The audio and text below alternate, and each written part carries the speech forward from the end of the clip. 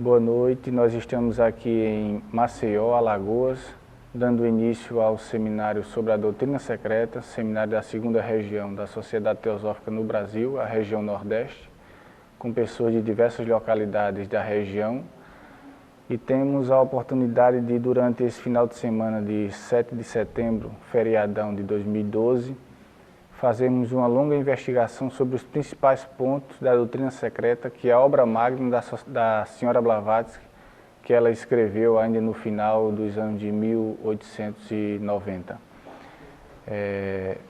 Essa investigação que nós vamos fazer tem a oportunidade de fomentar em cada pessoa, em cada loja ou cada grupo da Sociedade Teosófica uma sede pela busca daquilo que nós caracterizamos como a origem da teosofia e da Sociedade Teosófica, para que a nossa investigação seja mais séria, profunda e verdadeira, de acordo com o princípio daquilo que nós chamamos de sabedoria universal. Então, para esse trabalho que nós vamos fazer, nós contamos com o irmão Francisco Araújo, membro da Sociedade Teosófica do Rio de Janeiro, experiente pesquisador e estudioso da doutrina secreta, que durante esse final de semana fará essa investigação juntamente com todos os participantes desse seminário. Bom, meus amigos, boa noite, saúde e paz. Eu registro a minha alegria, que é sempre permanente quando estou em contato com companheiros de jornada de outras unidades da nossa Federação Brasileira. E, ao mesmo tempo, sinto-me alegre por reencontrar companheiros de tarefas junto ao Conselho Nacional, em que fazemos parte também. E esse encontro nosso foi programado pela coordenadoria da segunda região, coordenadoria regional, a fim de que pudéssemos, durante esse colóquio, ter uma introdução ao estudo da doutrina secreta, que é um monumental trabalho de Blavatsky, com auxílio de outros companheiros de sua época, e que às vezes assusta as pessoas que querem ter acesso às informações, aos subsídios, às orientações que constam desta obra, mas se assustam diante dos 6 volumes da edição brasileira e mais ainda da imensidão de vocábulos que nos são inteiramente desconhecidos. Às vezes precisamos pedir socorro aos léxicos de filosofia indiana, ao glossário teosófico que foi preparado e vem sendo sempre atualizado pelos estudiosos, pelos teósofos estudiosos.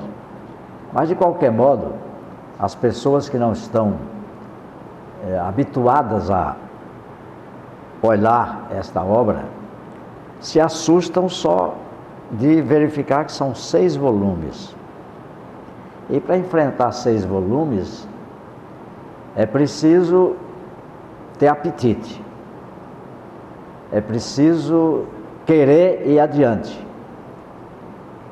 E a grande dificuldade que se encontra, eu vou lhes transmitir a minha experiência, pode não ser, e não é certamente a única experiência em leitura e pesquisa na doutrina secreta, mas eu posso lhes dizer que eu ingressei na Sociedade Teosófica ainda jovem, com 15 anos de idade, e só fui enfrentar esse calhamaço mais de 10 anos depois de estar afiliado à Sociedade Teosófica. Eu ficava na periferia, lendo outras obras, obras introdutórias, leituras amenas, leituras com raciocínio cartesiano, de logicidade, explicando as coisas como é que estão lá na doutrina secreta. Eu passava assim, abria o livro, ainda não está na hora, aí fechava o livro. Mas um dia eu disse, não é possível, se eu sou membro da Sociedade Teosófica, por que é que eu vou continuar ignorando esta obra e estudando apenas por informações de outros teósofos que leram e estão traduzindo?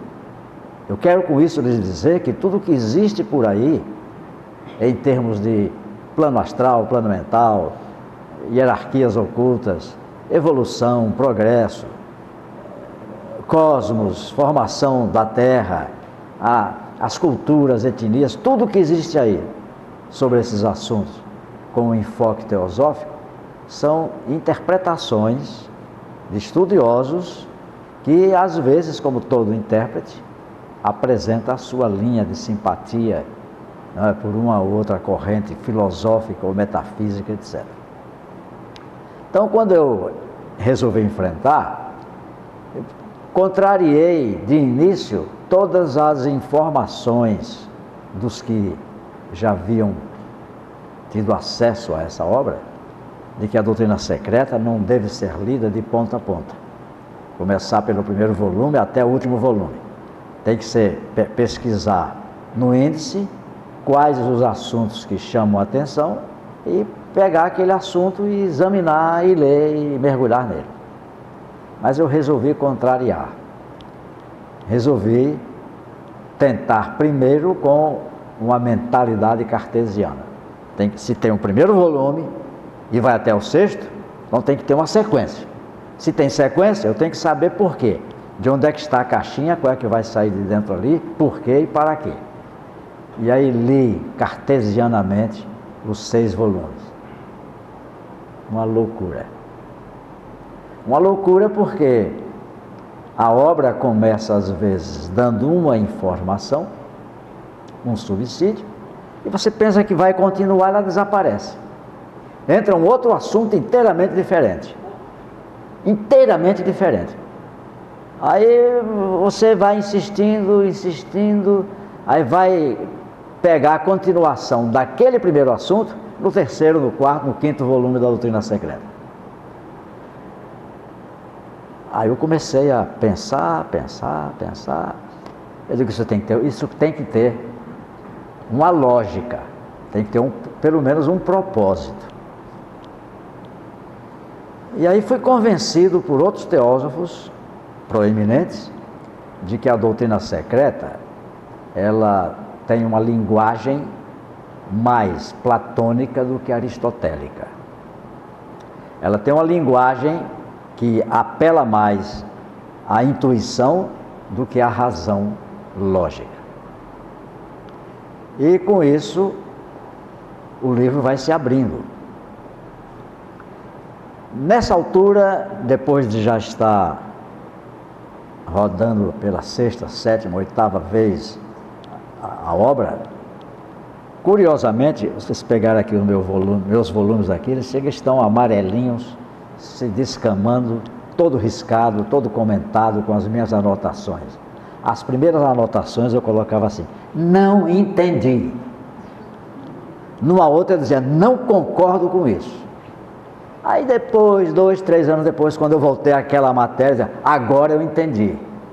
Anotado aqui, agora eu entendi. Agora eu sei o que é que isso quer dizer. Anotado, isso aqui está sendo complementado na página tal do volume tal. Então comecei a construir o fio de Ariadne, né, para sair desse imbróglio todo. E é essa experiência que eu estou, por aconselhamento de alguns irmãos, especialmente a esposa do nosso presidente nacional, a Andréia, que me pediu, Francisco, pega esse tema que você vem estudando e coloca à nossa disposição. Não guarda só para você. Eu acho que está na hora de você botar isso para fora, a sua visão, e talvez isso ajude muita gente. Eu aceitei o desafio e resolvi então sair pelo Brasil afora apresentando a minha pesquisa, mas sempre fazendo essa advertência que está ali. Tudo que eu disser para vocês, por favor, não acreditem, porque Francisco Araújo tem mais de 50 anos de sociedade teosófica. Bota isso no lixo. Ouçam, pensem, meditem. e busquem confirmar ou refutar. Pois que a minha primeira grande indagação, já na quinta ou sexta vez que estava consultando a doutrina secreta, foi: será que Blavatsky e os dois outros coautores desta obra, titulados como mestres, escreveram esse tratado apenas para deleite intelectual de uns poucos eleitos que tentam compreender, amealhar e expor conhecimentos? Eu digo, será que este foi o propósito deles? Ou existe algo mais profundo dentro desta obra, destinada a despertar operadores, instrutores e voluntários para a senda do discipulado? Aí veio-me assim a ideia de que, como essa matéria está toda espalhada sobre os mestres, sobre a hierarquia do planeta, sobre a possibilidade de nós, comuns, termos acesso a essa hierarquia, a esses estudos com aprofundamento, tudo isso está espalhado nos 6 volumes. Não há nenhum capítulo dizendo: isso tem que ser feito assim, assim, assim, assim, assim. Não há. Ela, por exemplo, quando fala sobre iniciações, e esta matéria é apreciada em todos os volumes, está espalhada. Iniciações no passado, no presente, significado de iniciação, as escolas iniciáticas do passado, as escolas iniciáticas existentes até o final do século XIX, a previsão do futuro. Então, eu resolvi criar um método que me ajudasse a compreender todo esse edifício teórico, peça por peça. E passei a denominar a chave psicológica para o estudo da doutrina secreta. O que é que eu quero dizer com isso? E tudo que está aqui lançado se passa no ser humano, em cada um de vocês. Desde o início até chegar a essa época e com previsão do futuro. Pois que nada existe no mundo que não seja compreensível, traduzível pela inteligência, pela mente humana. Já houve até mesmo estudiosos que chegaram ou ousaram afirmar que quem construiu todos esses edifícios religiosos, filosóficos, foi a inteligência do homem. Então o ponto de partida é ele. O ponto de partida, o ponto crucial, o ponto de chegada e o ponto de definição é a inteligência, a mente do ser humano. Então a doutrina secreta, com essa chave, vai nos mostrando como é que foi formada essa mente humana e o que é que se espera dela, que seria um salto quântico para entrar numa outra categoria de percepção, além dos limites das formas com as quais lidamos diuturnamente. Possa ser que eu esteja iludido, possa ser que eu esteja equivocado. Tudo bem. Eu estou lhes apresentando a minha visão, a minha metodologia. Se servir para alguma coisa, valeu a pena o pedido da nossa irmã Andréa. Se não serviu, valeu a pena pelo esforço que eu dediquei e tenho dedicado como coroamento de uma vida de trabalho pela Sociedade Teosófica. Eu gostaria de lhes dizer que os estudos que eu formulei para facilitar o entendimento dos nossos irmãos brasileiros é todo ele baseado nos 6 volumes publicados pela Editora do Pensamento, numa tradução feita pelo saudoso irmão Raimundo Pinto Sobral, que era membro da loja Rio de Janeiro, na cidade do Rio de Janeiro. Ele sempre era um cearense pequenininho, magrinho, óculos daqueles de garrafa, né? Fundo de garrafa, e dedicou toda a sua vida dentro da Sociedade Teosófica para fazer uma tradução para os brasileiros. Esse foi o seu trabalho, esse foi o seu Dharma, esse foi o seu grande objeto de vida, que teve o apoio do então presidente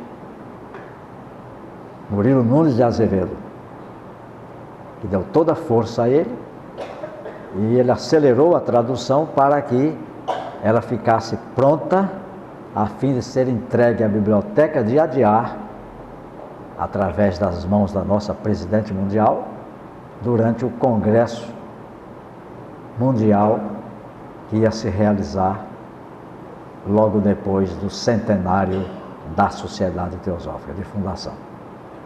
Esse é o trabalho deste cearense, a quem rendo agora, mais uma vez, as minhas homenagens.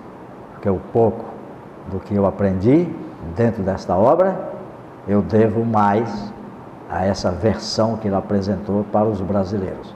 Existem outras traduções, espanhol, em francês, em grego, em alemão, e o original foi escrito, e a peça original é em inglês. Então, muitas pessoas acham que há erros, há equívocos na tradução do nosso irmão Raimundo Pinto Sailo. Mas, apesar dos erros, a essência da obra é que interessa. E o que é que interessa nessa essência da obra? Aí volto à minha primeira pergunta. Para que ela foi escrita? Qual é o objetivo dela? E quando acompanhamos os passos da trajetória de 60 anos de idade de sua autora, Helena Blavatsky, que era um vulcão temperamental, era um personagem que, no dizer de um dos mestres de sabedoria, estava sendo aguardado e procurado na humanidade há vários anos para que se dedicasse a uma obra monumental que seria esta. Daí, às vezes as pessoas combatiam a autora da obra, a coautora da obra, pelo seu temperamento,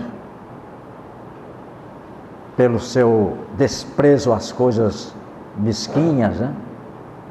E criticavam. E um dos baluartes da Sociedade Teosófica na época, Alfred Pierce Sinnett, que se correspondeu com um desses Mahatmas e deu origem a 2 grandes livros, Budismo Esotérico e O Mundo Oculto, antes da Doutrina Secreta. Ele, em carta, perguntava por que é que tinha confiado um trabalho dessa natureza a um temperamento tão vulcânico quanto de HPB, que parecia muito agitada. Ele era o tipo do inglês gentleman, inteligência fabulosa, era um monolito perfeito da raça ariana, com inteligência, uma mente concreta. E o mestre respondeu a ele, porque ela era a única pessoa que tinha condições de executar essa obra. Não tinha outra. Era dotada de características, de capacidade de percepção e de tradução do invisível para o visível como ninguém teria condições de fazê-lo, somente ela. Por isso, o trabalho é dela, os louros são dela, e o bom ou o mau karma também é dela. Ora, analisando essa personalidade turbulenta, a gente chega à seguinte ideia: se ela era a escolhida pelo governo interno do mundo para trazer a lume uma obra dessa natureza, não era simplesmente por ser um médium, ou ser um médium, ou ter poderes ocultos, mas é porque efetivamente ela foi tomada por eles como uma discípula que jamais se recusou a executar uma obra. Ela nem perguntava a eles por que é que eles estavam mandando ela se deslocar da Inglaterra para os Estados Unidos. Ela recebeu ordem: pega o primeiro vapor e vai para os Estados Unidos. Lá você vai saber o que é que vai ser feito. Ela não discutiu. Pegou o seu bilhete, primeira classe, vai embarcar no navio e se mandar para os Estados Unidos. E aí surge a grandeza desse personagem. Pouco antes de embarcar, ela vê uma pobre de uma mulher com 2 ou 3 crianças chorando desesperadamente. Ela perguntou a razão disso, e a senhora diz: eu tinha que embarcar agora porque o meu marido está como imigrante lá nos Estados Unidos. Ele me mandou a passagem, roubaram a minha passagem, perdi os meus documentos e não vou ter como embarcar. Pouco antes do navio zarpar, Blavatsky pegou a mulher, foi lá na companhia de navegação, trocou o seu bilhete de primeira classe por 2 ou 3 bilhetes de terceira classe para viajar ao lado dela e levar a mulher com seus filhos para junto do seu marido imigrante em Norte América. Gente, isso já denota o personagem, já denota que ele tem uma característica espiritual superior à de qualquer um de nós. Superior a qualquer um de nós. Ora, então eu perguntava: será que esse tipo de apresentação de um documento dessa natureza, em que o mestre explica logo no primeiro volume, na página 27, ele dá de saída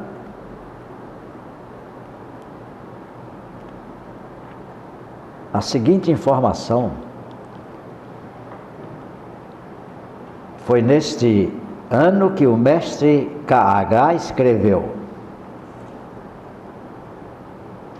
a doutrina secreta, quando estiver pronta, será uma tríplice produção de M, que é o outro mestre, Upasika, que era o nome com que ele designava Blavatsky, e minha.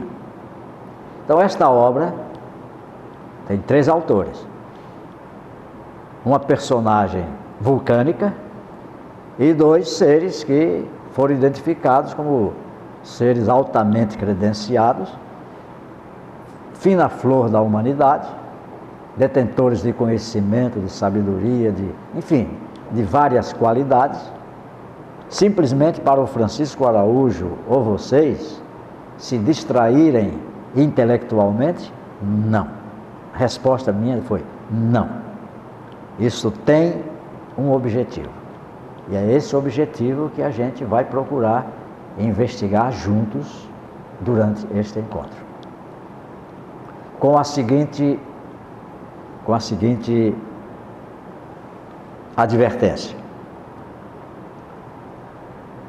a senhora Blavatsky escreveu uma obra antes da doutrina secreta, que é um verdadeiro monumento de intelectualidade, de informação histórica, sociológica, antropológica, religiosa e teológica,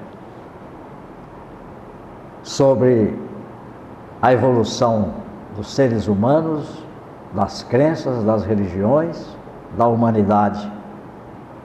A primeira vez que num volume, numa obra chamada Isis Sem Véu, se apresenta à humanidade uma série de informações sobre escolas iniciáticas que existiram no passado.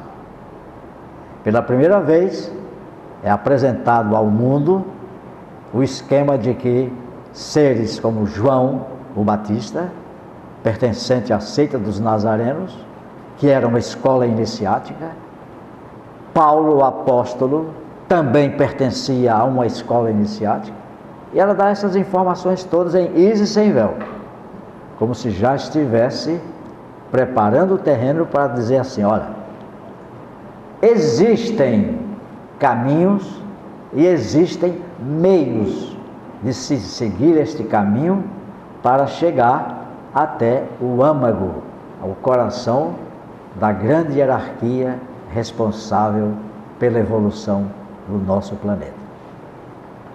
Então, Isis Sem Véu, eu tenho esta obra como sendo o recinto externo de uma caminhada na direção de um templo que tem lá dentro, no seu recinto interno, um santuário a que só se chegará depois de cumpridos determinados caminhos, determinadas tarefas e aperfeiçoamentos. Então, Isis Sem Véu seria o recinto externo. Chamar a atenção. Isso existe, existiu e está aí. Há caminhos, há uma unidade de comando na nossa Terra. A doutrina secreta, que é a primeira obra a 3 mãos, ostensivamente a 3 mãos, seria o recinto interno,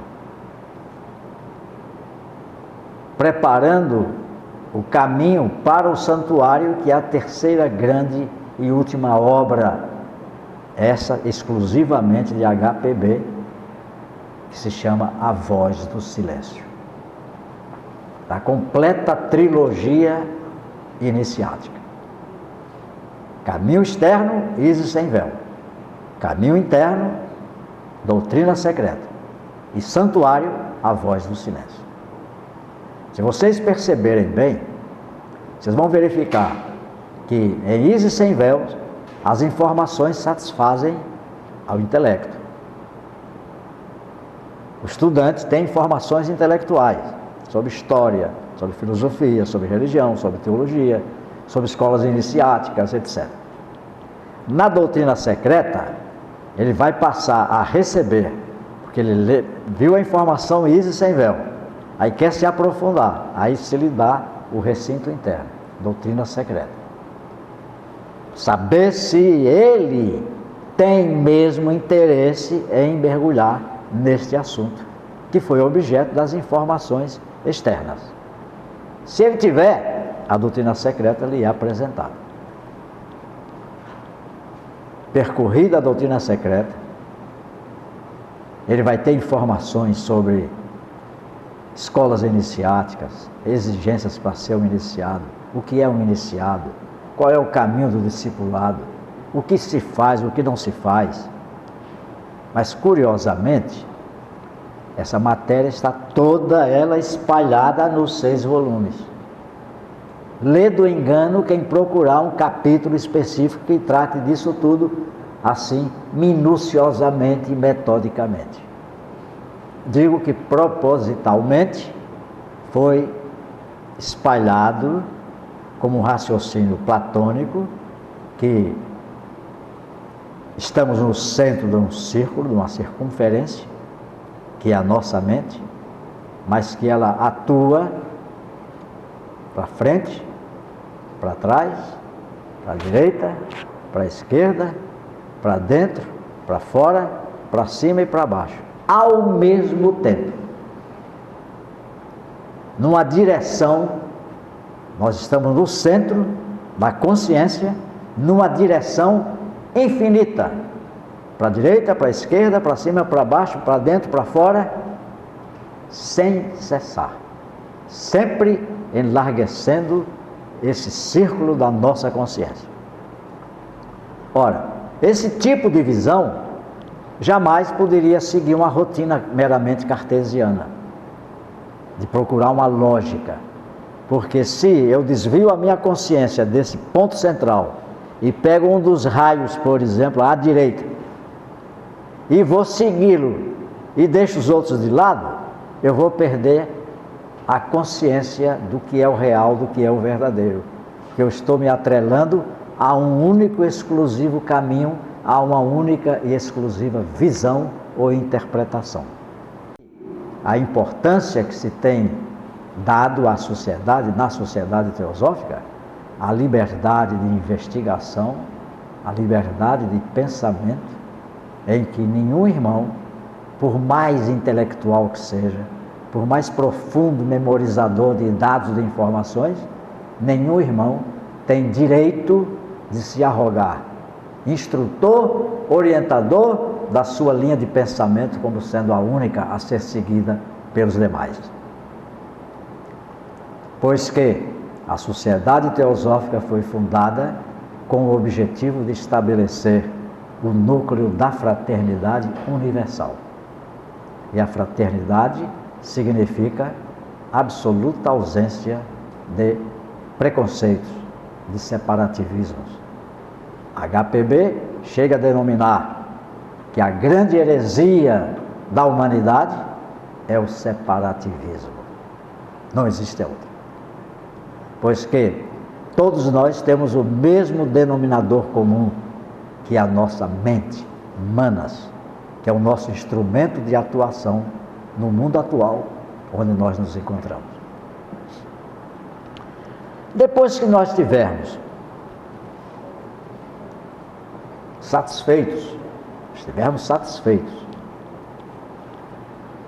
com as informações e os subsídios do caminho interno, que é a doutrina secreta, estabelecendo os pontos de contato entre a minha mente, a mente de vocês, a mente de Blavatsky, a mente de quem já esteve aqui, aparentemente não está mais, a mente de quem virá mais adiante, que aparentemente pode não estar aqui, mas está ao mesmo tempo no mesmo lugar, sempre passando por nós, e nós estamos passando por eles, sem que às vezes nos comuniquemos e tenhamos consciência disso. Esse é o grande paradoxo da teosofia. Bem, quando chegamos a esse estágio, pelo menos intelectualmente, estamos convencidos de que efetivamente isto é uma realidade, e há alguns exercícios que ela ensina, especialmente no 6º volume, respondendo a indagações dos seus discípulos mais diretos, na antiga seção esotérica da teosofia, que ela fundou a pedido desses alunos, para que se aprofundassem mais nos temas da doutrina secreta. Então, nesse aprofundamento, ela dizia, respondendo a uma indagação, perguntaram se é possível, com a mente, com o pensamento, compreender o abstrato, mergulhar no infinito, saber o que é o eu superior, saber o que é uma divindade, um anjo, seja lá que nome se lhe dê, um Dian Chohan, um grande santo ser. Qual a sua forma? A resposta dela: vocês só conseguirão compreender isso se conseguirem pensar sem o cérebro. Matou a questão. Pois que o cérebro é um instrumento de atuação exclusivamente corporal. Ele só pode atuar dentro dos limites que foram preconizados por ele. Apesar de estar em grande evolução, ele tem seus limites, porque ele é apenas um instrumento de atuação dessa mente abstrata. Mas ela dá em seguida, eu vou lhes apresentar, numa outra sessão, em outro horário, uma dica de como é que você pode tentar ver, sem o pensamento, sem o cérebro, o abstrato, o eu superior, o Dian Shuhan. Isso requer tranquilidade, paciência e desligamento. Aí eu lhes pergunto, isso não é processo iniciático? Aqui. Está à disposição de qualquer pessoa, não é só de membro da Sociedade Teosófica. Não precisamos estar afiliados a grupo A, X, B, C ou D para poder levar adiante esse projeto, se é importante para nós. Se é importante, então vou experimentar, vou tentar. Era sempre uma recomendação desses mestres nas suas cartas. Quando alguém levantava, estou pensando em fazer isso, tente. Ele não quer dizer faça, tente. Conselho é tente. Não fique só na aspiração, tente. Vá em frente. Que só se entra no abstrato se a gente tentar e avançar. Do contrário, recua e fica nos limites, na periferia do que o nosso cérebro quer, porque ele só quer o que é gostoso para ele. O que implica em sacrifício, em disciplina para ele, ele rejeita. Ele só quer o que for saudável, bom, gostoso, belo, bonito e agradável. O que for quebrar essa rotina, ele rejeita. Aí dá dor de cabeça, dá sono, dá preguiça, dá cansaço. Ele infiltra uma série de atitudes e ações para perturbar aquele que quer mudar o seu ritmo milenar a que ele está habituado. Quer repetir os mesmos prazeres, as mesmas separações entre o que é bom para ele e o que é ruim para ser eliminado. Isso é jogo do cérebro. Bom, aí eu lhes digo, completado esse ciclo com a doutrina secreta, está dando informações do recinto externo. Aí a gente resolve ir mais adiante, mergulhar um pouco mais além dos limites da doutrina secreta. Aí ela nos remete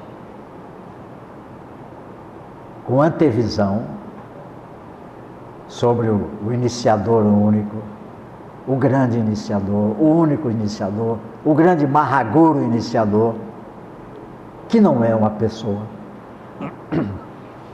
Ela nos remete à sua terceira grande obra, A Voz do Silêncio. São lembretes do que se pode fazer para romper esse círculo vicioso se quer seguir adiante. Aí é nessa hora que a gente tem que dar uma definição na vida, né? Ou vai ou fica. A encruzilhada é esta. É o momento de ou se render à realidade suprema que você aprendeu que existe na doutrina secreta, que rapidamente você testou e sentiu que há algo espetacular, se quer prosseguir, chega um momento que você tem que definir. Ou vai ou fica. Que é o grande caminho da renúncia e da submissão total do eu inferior à grandeza do eu superior. Esse é o trabalho do terceiro livro, a voz do silêncio. Bom, você pode apresentar, por favor, o esquema da estrutura da obra, que eu lhes falei, 6 volumes. Os 2 últimos volumes da edição brasileira, que seguiu muito de perto a tradução espanhola. Os 2 últimos volumes não foram da autoria de Helena Blavatsky. são de autoria de um conjunto de discípulos dela, de discípulos diretos, que pediram que ela criasse um espaço na sua atividade pública para responder com aprofundamento às indagações deles sobre problemas existentes na doutrina secreta. Ela então aqueceu e fundou a chamada Seção Esotérica de Teosofia, a primitiva Escola Esotérica de Teosofia. Abrindo um parênteses, a criação dessa escola, a pedido dos discípulos dela, não foi pacífica dentro da sociedade teosófica.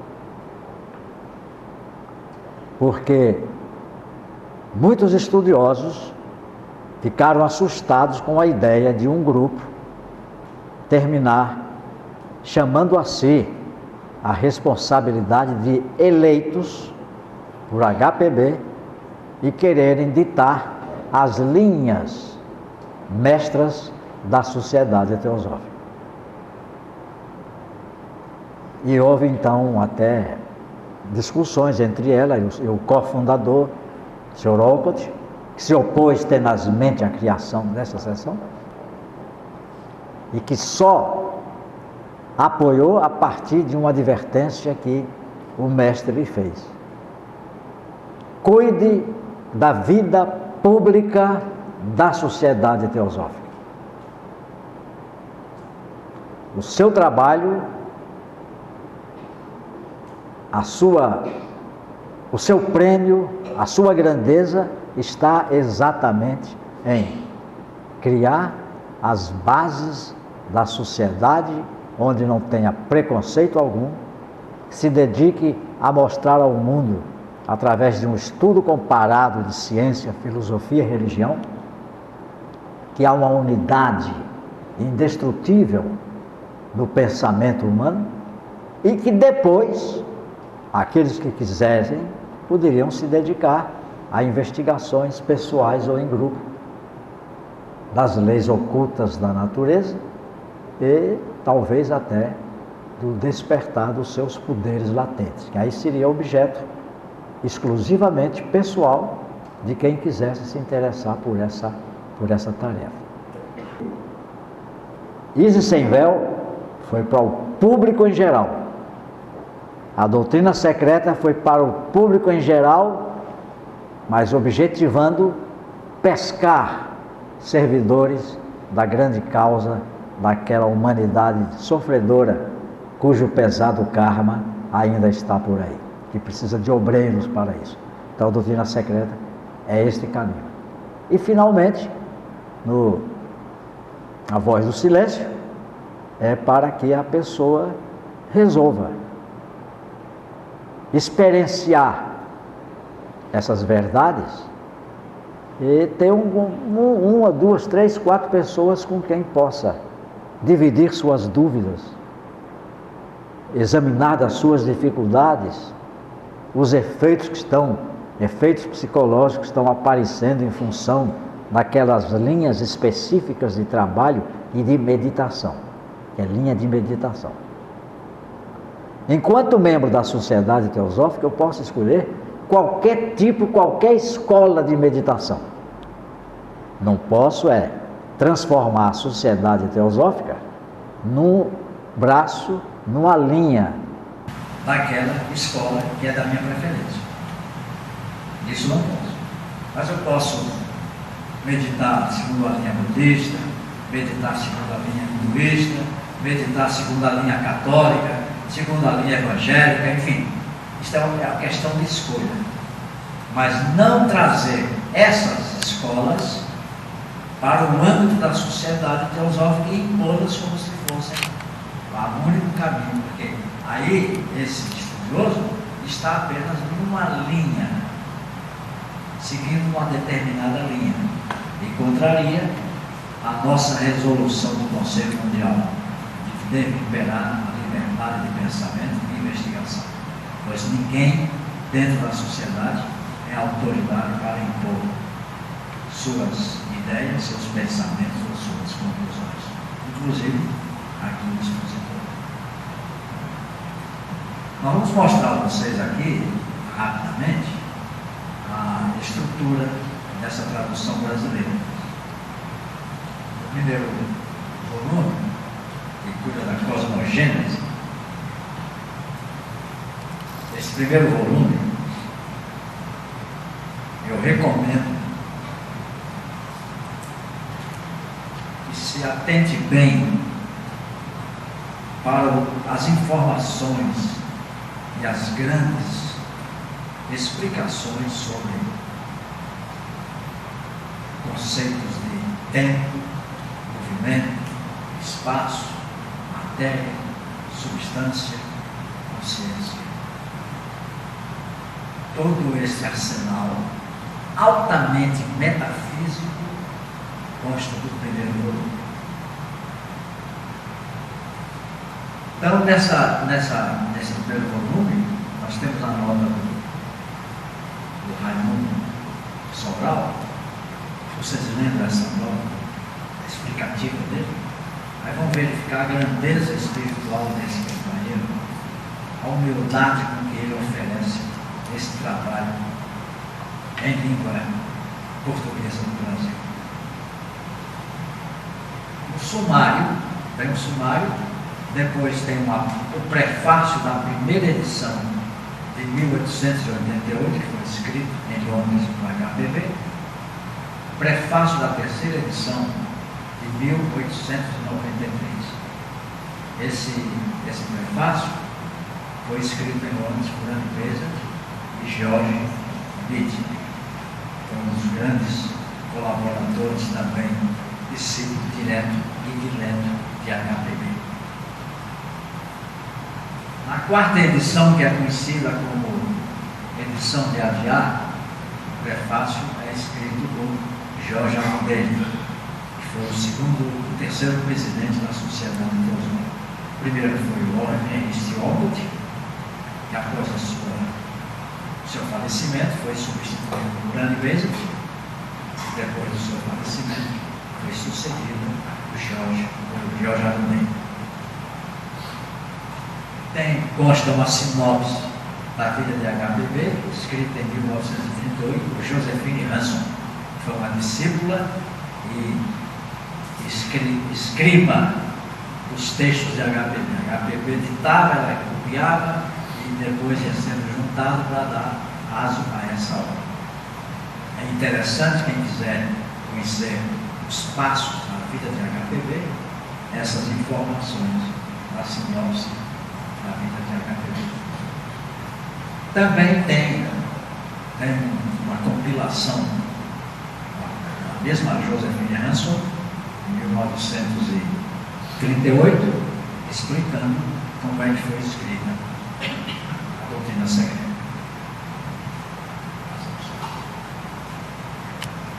Esse é o primeiro volume.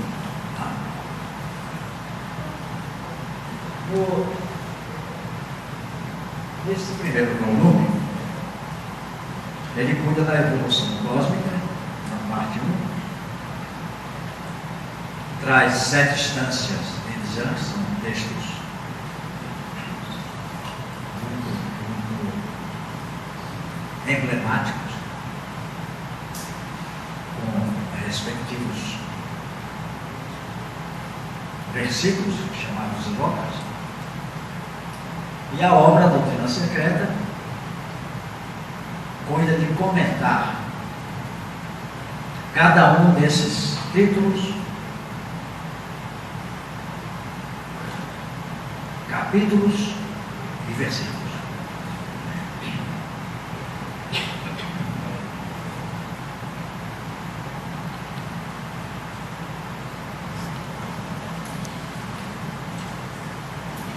Então, são comentários sobre a instância 1 que cuida da noite do universo, a instância 2 a ideia da diferenciação, a 3 o despertar do cosmos, a 4 as hierarquias centenárias, instância 5 Forrat, Filho nas hierarquias centenárias.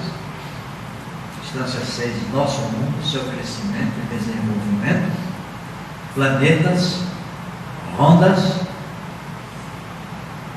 globos e mônadas. A quarta ronda. Instância 7, os progenitores do homem na Terra. Ao resumo, notas adicionais, bibliografia e glossário. Este é o conteúdo do primeiro volume.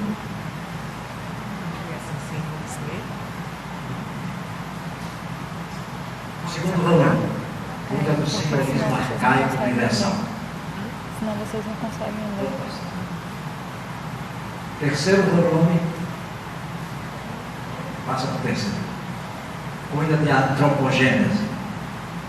É uma obra também interessantíssima, recebeu esse título, antropogênese, mas não se chega à antropogênese sem ter compreendido antes o primeiro e o segundo volumes que cuidam exatamente da origem, das causas remotas e remotíssimas da presença do homem no planeta Terra. Então esse é o tema da antropogênese.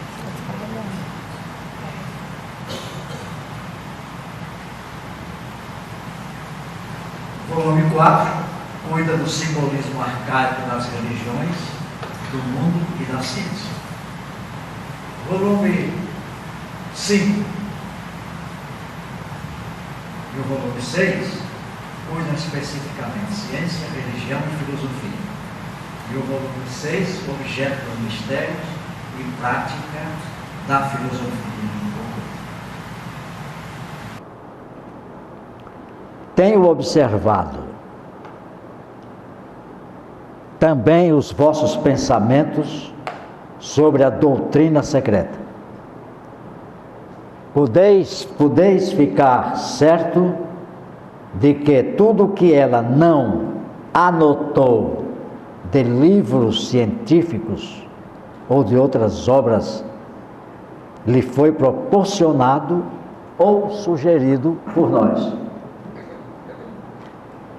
Os erros e as noções errôneas, por ela corrigidos e explicados, das obras de outros teósofos, foram corrigidos por mim ou sob minha orientação.